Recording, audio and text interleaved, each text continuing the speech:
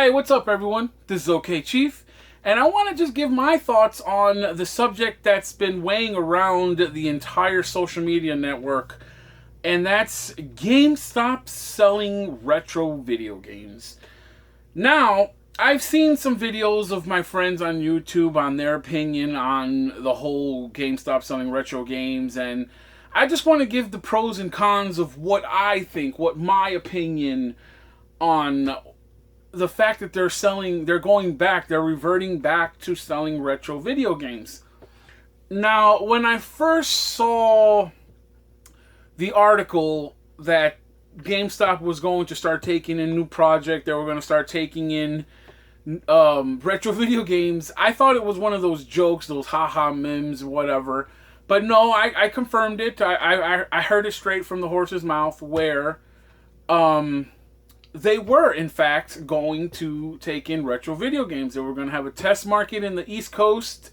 They're going to test out how well they take it out there, and if all goes good, it will go nationwide.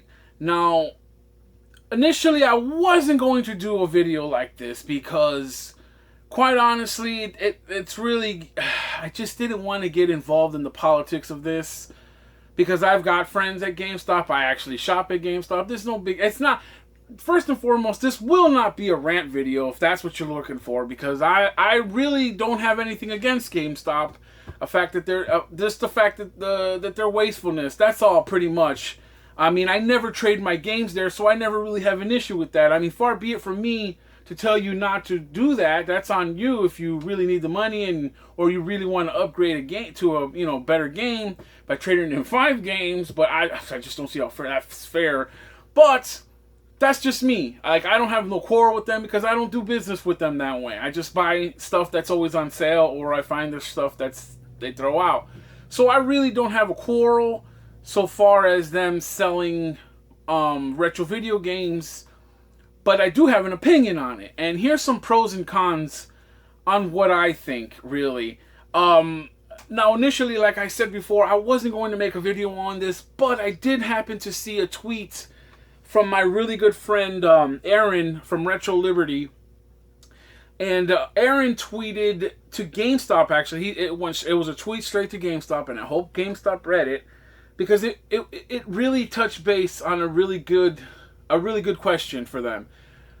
And the tweet broke down to basically, and it read something along the lines of, okay, GameStop, you're going to be taking in retro games now. Will you have experienced employees taking in these games? And when I read that tweet, I was like, that's a really, really good question. Because not just anybody can take in retro games. Retro games is a very, very touchy subject when it comes to selling, because there's so many factors when it comes to selling, like condition, whether it works or not, whether it's complete, whether it's not complete, whether it's loose. There's so many factors when it comes to pricing these games. Will there be a person qualified to take in retro video games as to not Of course, they're always going to be looking after their own investment. So they're always going to try and, just that 2/3, that 1/3 policy where the majority of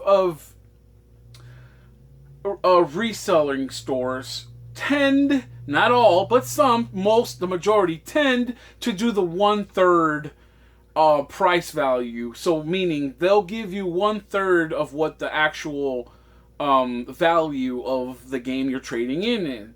So, and they'll give you just a little bit more if you do store credit. So, will they do that the same with retro games? I mean, will they take a what's a fucking expensive Nintendo game? Little Samson. Will they take that a game like that? Will someone bring a game like that, something as expensive as that game in? Will there be an employee on staff there to actually qualify to be able to tell whether it's a legit copy or not? Because then you've got repos and fakes looming into circulation. And if you don't have the qualified people to take that card apart and check the pins and see the motherboard and all that stuff you check for repo labels, I mean, there's so many variables involved in selling these really expensive games, because retro gaming is not just your run-of-the-mill business. It's a multi-million-dollar business. I mean, there's retro gaming stores sprouting up all over the country. Everyone's got the notion that, and some people have done it successfully, but some people have the notion that, I want to do this for a living. I love video games. I want to do this. So they start, just amassing massive amounts of inventory, just grabbing every game they possibly can to try and open a store. So I can see in that light,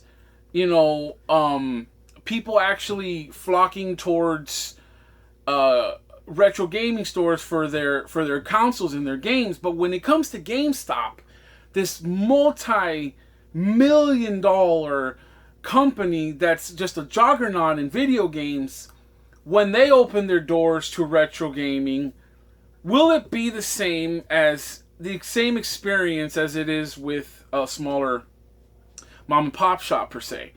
One of the factors that I like to take into consideration when buying retro video games is I like to see it in my hands. I like to see the condition.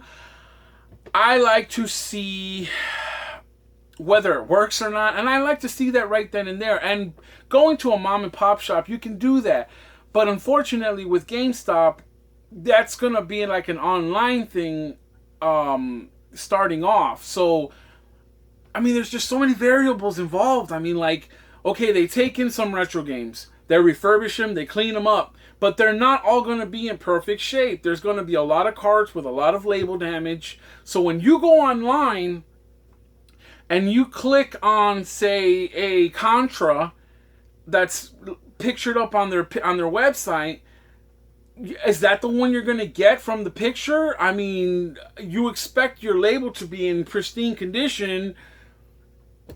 Are they going to charge all the same amount of money for just the same cartridge, like whether it's good or whether it's bad? Label damage, cart damage. There's always going to be carts with markers that you won't ever truly always get off. There's going to be rental stickers on these things. I mean, there's people that have actually ingrained these things with heat. I mean, do you sell that copies to the public? Do you sell them to them at a cheaper price? Do you sell it to them at the same price?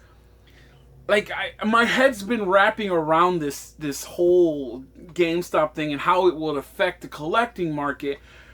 And another thing that was, another con for me anyway, another pro for me that I see with GameStop taking in retro games. And like I said, I'm going through pros and cons in my mind. They're all out of order, but they're still in there. A pro for me was, will they be able to set the market price on certain game or on all games now that they're taking them in? Because whenever you go to a convention, like me, I went to a convention like last week, and the moment I started asking how much these games were, they got on their phone and started going to, whatever site they were going to check, and they do that right in front of you, which kind of sucked because you should have done your research already. You shouldn't be, and it was all like literally like second guessing. Oh, I don't really know what this is. How's $50 sound? I hate doing business like that from someone who doesn't know. I hate it. Like, I can start a negotiation, because what's to say he thinks I'm lying about, the products, the said product. I know what I'm talking about. He doesn't. So naturally he's going to assume that I'm trying to screw him out of the deal when I'm not. I'm just trying to preach him a little bit on what this is actually worth. You should have done your research. So will GameStop be able to set the prices? Will when I get to a convention, will those resellers start going to Gamestop.com and checking the pricing on the retro games? And that's what I'm mostly worried about. Will they set it high? Will they set it low? I've gone to GameStop and I've checked out a couple things that they have on there. Of course, they say non-stock. I checked out a GameCube. I typed in GameCube and I saw they were selling them for $20, but it said non in stock. But I just imagine if they would still have that in inventory, would they still sell them at $20 nowadays? You know, will they still go for $20 nowadays? Or just the fact that they can control the market like that, and that's what I'm really scared of. But I also saw a picture of a Super Mario Melee going around on Facebook where they were selling it for $25. Now, I'm torn between that because I don't know if it's true or not. Those things can be fabricated. But for me, if GameStop sets the price at $25 for Mario Melee Super Brawl, or Brawl, whatever the fuck it's called, if they set it for $25, there's pros and cons on that. Pro, if you're buying, obviously, $25, that's great. Con, if you are selling it to them. I mean, holy shit, you're going to take, if they're giving you 1/3 of what they're going to sell it for, which is $25, that means you're only going to get around $8 for it, man. Like, would you sell them your copy for $8? Like, that has to hurt, man. Like I'm just torn between the whole situation on whether GameStop is going... But, you know, GameStop, they have to keep on surviving. They've realized now that GameStop will no longer be having physical copies to sell now that the new generations are coming in. And they might see something we don't. They might see that in the foreseeable future that gaming consoles and gaming companies will start going digital. And if you're going to go digital, what do you need a physical store for? You don't need a store to buy fucking digital. You can just buy off the damn console right there and there, right then and there. So GameStop's kind of getting backed into the corner where they're forced to go back to their roots. Because before GameStop became the juggernaut that they were, they had to buy out the old stores, EB Games, which were still selling retro stuff. They bought out Funko, which was the main retro video game store. So they switched them all out from retro to new gen. And I remember 3 short years ago, back in 2012, when they still had stock of N64 or GameCube even. You know, when I would go into a GameStop and in the clearance bins, they would still have some of those old games. And when I'd ask them for more shit, they'd be like, oh, we're stopped taking them in. We're just going to start selling only new games. Who's eating their words now, GameStop? I mean, you're reverting back because you know where the money's at. So, with that being said, I think, in my opinion, I know you've just heard me go off a spout about how good and how bad certain aspects of them selling to, you know, retro gaming are. But in all seriousness, in my opinion, I think it's going to be a good thing that GameStop is going to start selling these retro games.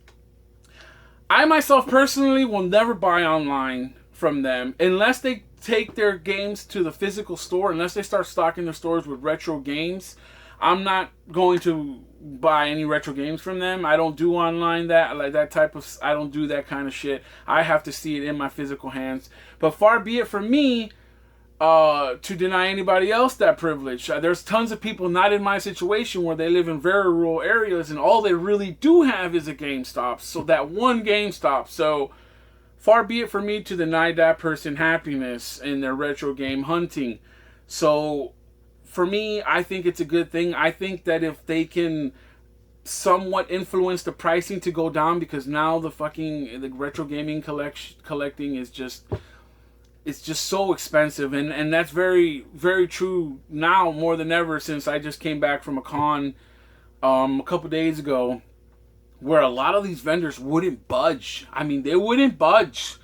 So, I mean, that's just the way it goes now, you know, and I'm just glad that maybe, hopefully, with this new insertion of initiative for GameStop to start bringing in the retro stuff, that it will maybe somehow control the market to bring it back down. Now there won't be so much of I wasn't going to say demand. There isn't a demand so much, but maybe now there won't be so much of a urgency to look for these games out in the wild, where you can just simply go on GameStop and they'll have it readily available for you.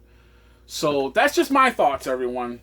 And their little motto where it says, I kind of got a little stinging for me from them when their little motto in their picture where they have a post already outside of their stores where it says, trade in old, buy new, or something along that line. It's like, holy shit, really? Like, they are totally trying to capture that guy who has a fucking closet full of games, and they just want you to trade them in so that you can trade it in for some newer games. I thought that was a fucking funny ass gimmick to try and sell people.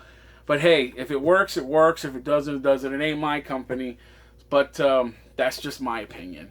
Or that's just my thoughts. So until the next one, everyone, thank you so much for watching. This is OK Chief. Peace out, y'all.